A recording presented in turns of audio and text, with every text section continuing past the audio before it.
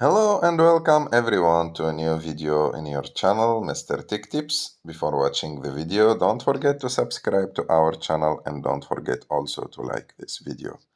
In today's video, I will show you how to change private safe password on Oppo phones. So to do this, you just need to go to Settings and after that scroll a little bit down and after that go to Privacy. On privacy, you choose on the top, you choose privacy. And after that, go to private safe, click on private safe, put your fingerprint, and after that, go to the three dots on the top right of the screen, click on them. After that, click on settings and choose the first option, privacy password,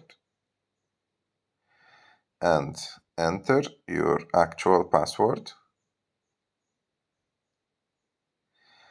After that, you will have the second option, change password, and by clicking on it, he will tell you to enter your actual password, and after that, enter the new password 2 times.